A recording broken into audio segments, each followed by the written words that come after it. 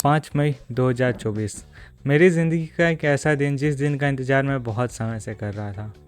उस दिन 24 lakh NEET aspirant अपने डॉक्टर बनने का सपना लेकर अपना नीट का पेपर लिख रहे थे और मैं उन 24 लाख बच्चों में से एक था। उस दिन मैंने अक्षत सिंह से डॉक्टर अक्षत सिंह बनने का अपना पहला स्टेप कंप्लीट किया। लेकिन उस दिन के पहले की कहानी क्या है? मुझे नीट क्लियर करने में 3 साल क्यों लग गए? तो हेलो दोस्तों, मेरा नाम अक्षत सिंह है और मेरे इस अटेम्प्ट में 682 मार्क्स आए हैं और मेरी छोटी बहन जो कि मुझसे 2 साल छोटी है उसके 683 मार्क्स आए हैं। तो मेरे नीट की कहानी शुरू होती है क्लास 10th के रिज़ल्ट के बाद से। मेरे क्लास 10th में 94% आए थे, तो मैंने बायोलॉजी लिया। मेरे सभी दोस्त कुछ कॉमर्स ले रहे थे, कुछ ने मैथ्स लिया। मैं अपने ग्रुप में अकेला बंदा था जिसने बायोलॉजी लिया। तो मेरे अंकल ग्वालियर रहते थे।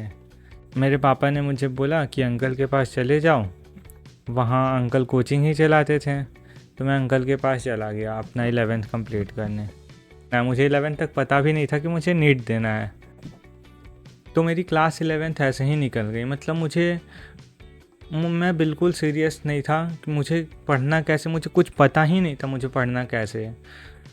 तो मैंने अपनी क्लास 11th की पढ़ाई ऐसे ही की, जिसमें मैंने ना कभी नीट बेस्ड मॉक दिया, ना कभी क्वेश्चन प्रैक्टिस अच्छे से किया। नीट के लिए तो समझिए कि मैंने बिल्कुल ही पढ़ाई नहीं की। एक्चुअली मेरे पास रिसोर्सेज बहुत कम थे। वो कोविड के पहले का टाइम है। उस टाइम ना ऑनलाइन कोचिंग बहुत फेमस नहीं थी। मुझे पता ही नहीं था कि मुझे पढ़ना कैसे है, कौन से वीडियोस देखने हैं, कैसे तैयारी करनी है, कौन से क्वेश्चंस करने हैं। तो मतलब नीट का तो नामो निशान नहीं था मेरे 11th की क्लास की अपनी जर्नी में। फिर मेरा 12th शुरू होता, इसके पहले कि कोविड आ गया। तो हम ऑनलाइन क्लास से हैबिचुअल तो बिल्कुल ही नहीं थे।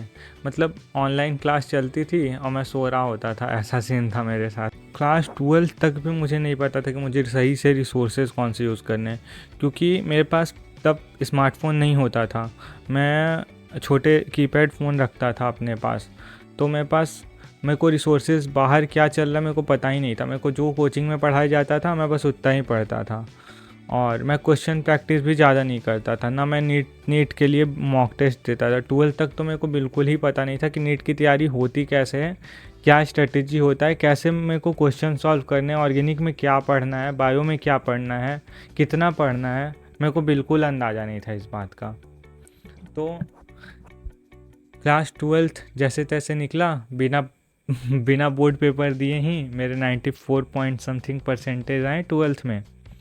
12th के साथ मेरा नीट का पेपर पहले अटैम्प्ट था। तो मम्मी पापा ने इंसिस्ट किया देने के लिए। मेरा तो मन था नहीं, क्योंकि तैयारी तो थी नहीं कुछ कि नीट देता। लेकिन मम्मी पापा ने इंसिस्ट किया तो मैंने दे दिया।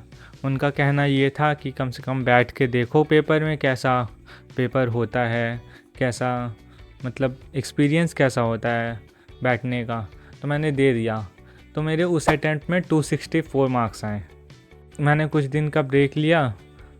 मुझे पता था कि इतना तो मैं कैपेबल हूँ कि मैं नीट क्रैक कर लूँगा। लेकिन मेरे को बिल्कुल ही 2 साल बिल्कुल ही पढ़ाई अच्छे से नहीं हो पाई मेरी।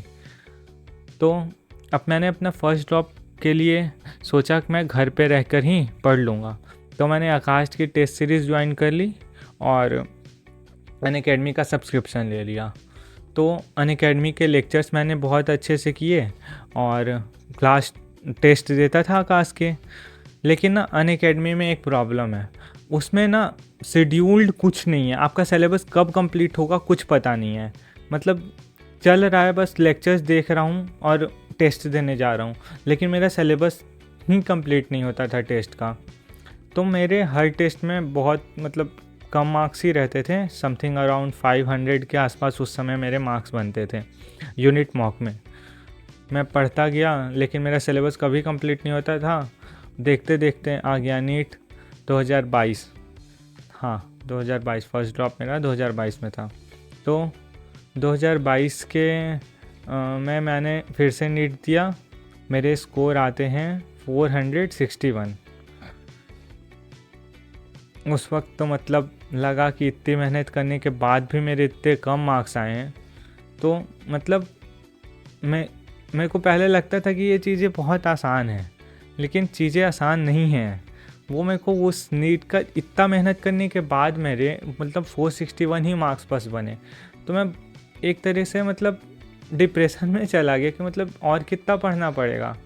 लेकिन हिम्मत मैंने हारी नहीं। मतलब मेरे को था कि करना ही है, अब तो करना ही है, जैसे भी करना है। तो मैंने पापा मम्मी से डिस्कस किया कि क्या किया जाए, आगे क्या कर सकते हैं। तो पापा मम्मी ने बोला कि या बाहर चले जाओ कहीं, घर पे रह के मतलब तुमको अगर अच्छे से रिसोर्सेज पता नहीं चल रहे हैं, प्रॉपर वीडियोस नहीं मिल रहे हैं, मतलब कैसे पढ़ना है तुमको सही से पता चलेगा, तुम बाहर चले जाओ। तो मैं मतलब घर वालों का डिसीज़न ये था कि बाहर चले जाओ। तो मैं चला गया कोटा में मैंने एलन ज्वाइन किया। वहाँ पर मैंने क्लासेस शुरुआत मतलब जोश जोश में गया था कि फोड़ देंगे पूरा एकदम। तो मतलब क्लासेस मैंने बहुत अच्छे से करी वहाँ शुरुआत में जाकर। लेकिन वहाँ एक प्रॉब्लम थी, वहाँ क्लासेस 2 बजे से रात के 9 बजे तक चलती थी। और आप समझिए कि अब 1-2 बजे से रात के 9 बजे तक क्लासेस कर रहे हैं, फिर आकर ना इतना थक जाता था मैं कि सो जाता था। वहाँ पे टाइम यूटिलाइजेशन बिल्कुल प्रॉपर नहीं हो पाता है।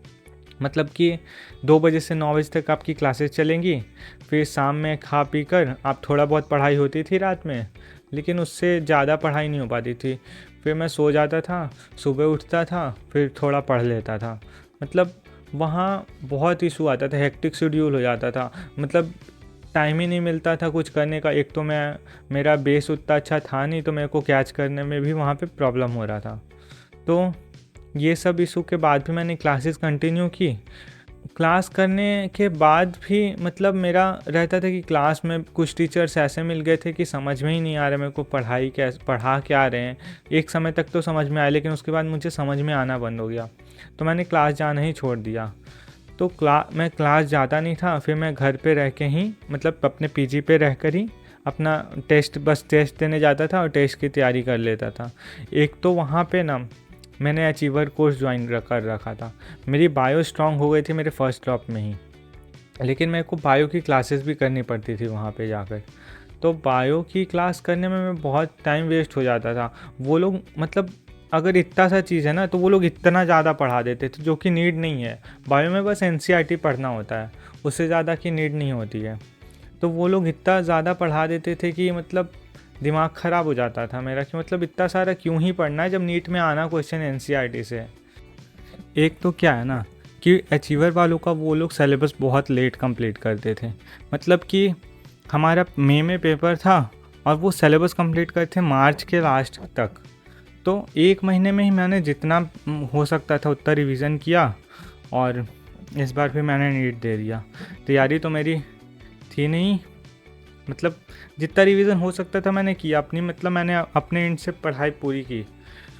तो कोटा में मैंने पढ़ाई बहुत अच्छे से की, मॉक टेस्ट बहुत अच्छे से दिए, लेकिन उसके बाद भी मेरा मतलब सिलेक्शन नहीं हुआ उस बार। और ये मेरा सेकेंड ड्रॉप था। और साथ में मेरी बहन ने भी अपने 12th के साथ दिया, तो उसके बने 497 समथिंग, 497 ही मार्क्स थे उसके।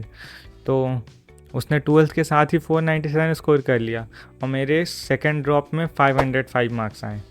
तो हमने घर पे डिस्कस करके ये सोचा कि घर से ही ड्रॉप लेते हैं। पापा बोल रहे थे यहाँ पे पटना में गोल विलेज है, पापा बोल रहे थे कि तुम दोनों वहाँ चले जाओ, बहुत अच्छा हॉस्टल से, मतलब वो हॉस्टल मतलब गोल विलेज ऐसा है ना कि वो लोग मतलब एक जेल जैसा है समझिए आप। मतलब उस वहाँ जाने के बाद बच्चे को कहीं निकलना नहीं है, हॉस्टल्स है, बस हॉस्टल कैंपस में ही रहना है और बच्चे वहाँ पे तैयारी करते हैं। गोल विलेज से बहुत ज़्यादा रिजल्ट आते हैं। तो पापा मम्मी बोल रहे थे कि वहाँ पे चले जाओ तुम दोनों, तैयारी अच्छी हो जाएगी। लेकिन हम दोनों ने ये डिसीज़न लिया कि हम घर पे रहकर ही पढ़ेंगे। तो ये मेरा तो मतलब था कि करना ही है, ये लास्ट अटेम्प्ट मिला है मेरे को बहुत मुश्किल से। और मेरी बहन भी साथ में थी, तो हम लोग दोनों को कंपनी मिलता था। तो फिर मैंने कुछ दिन का ब्रेक लिया और फिर मैंने अपनी फाइनल ड्रॉप की तैयारी शुरू कर दी। हमने एलन का टेस्ट सीरीज़ लिया इस बार, जो कि ऑनलाइन लेना था ऑफलाइन, लेकिन हमारे यहाँ सेंटर नहीं था। तो हमने ऑनलाइन ही टेस्ट सीरीज़ ले लिया और तैयारी करते थे। और हर 14 दिन पे मॉक टेस्ट होते थे, तो हम हर 14 दिन पे मॉक टेस्ट तैयारी करके वीडियोस लेक्चर करके और मॉक टेस्ट दे देते थे। लेकिन इस बार मेरे मार्क्स 600 के आसपास बनने लगे थे और मेरी बहन के भी मेरे ही आसपास बनने लगे थे। हम दोनों मॉक टेस्ट का एनालिसिस भी साथ करते थे। मुझे जो क्वेश्चन नहीं आता था वो बता देती थी, उसे जो क्वेश्चन नहीं आता था मैं बता देता था। तो मतलब काफ़ी घर पे ही पढ़ने वाला माहौल हमारा बन गया। तो इस तरह से हमने 14-14 दिन करके हमने अपना सिलेबस कंप्लीट किया। हमने इस अटेम्प्ट में ना मॉक टेस्ट बहुत ज़्यादा दिए थे।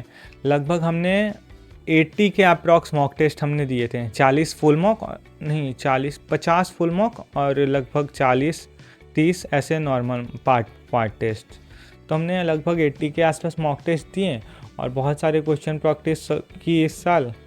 और मुझे ना कोटा जाने से एक बेनिफिट मिला कि मुझे रिसोर्सेज बहुत सारे पता चल गए कि मुझे किस टीचर से पढ़ना है, कौन से टीचर किस टॉपिक में बेस्ट हैं। तो मैंने इस बार बहुत सिलेक्टेड टीचर से पढ़ा है, तो उस वजह से मेरा ना काफ़ी डिटेलिंग बहुत अच्छे से हुई मेरी।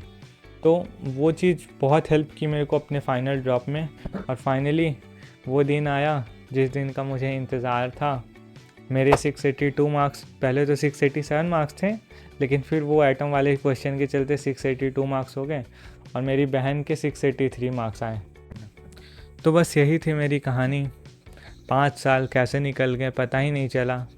लोगों ने तो बहुत सारी चीज़ें बोली कि कुछ नहीं होता बेटा, कुछ और कर लो, BDS ले लो, BPT ले लो, कुछ कर लो। लेकिन मेरे अंदर एक ज़िद था कि मुझे करना ही है और फाइनली हमने कर ही दिया। तो अब 5 साल का स्ट्रगल कामयाब रहा फाइनली। बस यही थी मेरी कहानी। मिलते हैं आपसे अगले वीडियो में, तब तक के लिए बाय बाय।